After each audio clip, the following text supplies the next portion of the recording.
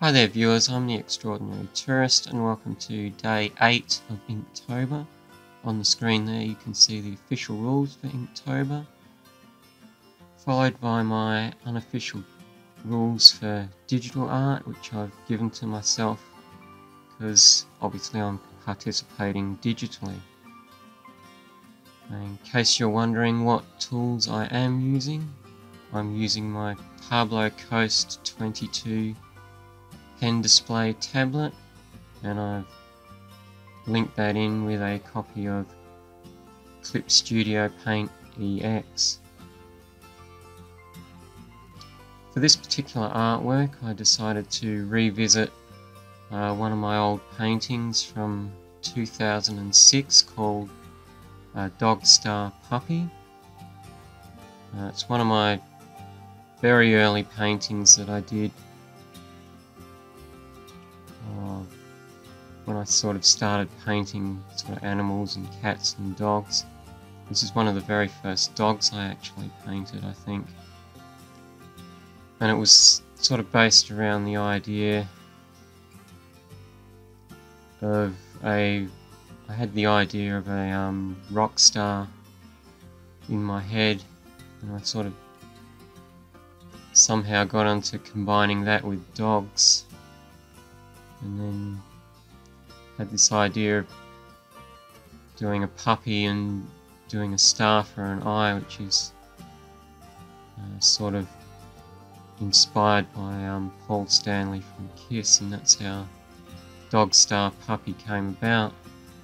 There is an actual video of me painting the original Dog Star Puppy image and also going through the whole design process and explaining how the character came about.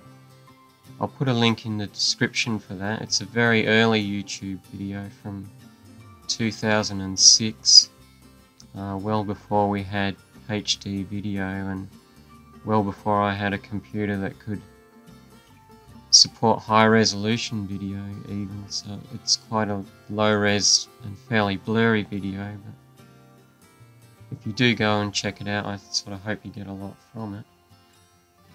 As you can see, this is in the style of the original painting. I've sort of flipped Puppy over. He's still chasing his ball and he's still got a bone there going flying as a result. The idea is he's just generally being completely loony and falling all over the place and tripping about trying to get this ball, and this is sort of like a frozen action pose that perhaps someone has taken a photo of and got this image. I will say about inking this image, I was again having a lot of problems with the pen tablet lagging on me, and I don't really know why this is. I do know that screen recording can slow it down a bit, but the first couple of days I didn't really have this problem nearly as much as what I'm having now. And like, even when I'm drawing slowly, I'm getting well ahead of where the pen is on the screen, and occasionally overrunning lines or not getting lines in the right spot, which is really frustrating when you've imposed this rule that you can't rub out, and you're actually trying to hide mistakes in an artwork that you know you could fix simply by erasing. So I don't know, maybe sometime in the future I'll revisit this and I'll probably maybe re-ink it again, or do it using vector art where I can get much crisper lines and get my lines much better than what I can with doing this raster art. It also would help a lot if I hadn't imposed this other rule of not magnifying my image, which of course you can't do if you're working on paper, so that's why I imposed it. You have to sort of work at the one size.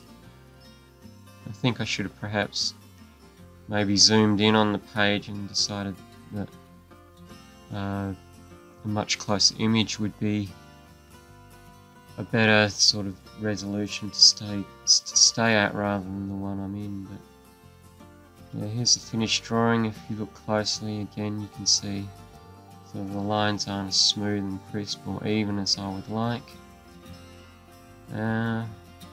But overall it's still not a bad image. Like, if I didn't point out the errors and the problems I'm having, you probably wouldn't notice them anyway. So yeah, I'm still reasonably happy with how it turned out. I wanted to sort of keep it fairly simple at this point because I've been working over an hour on it. But there you go, I hope you enjoyed this image. Until next video, thanks for watching.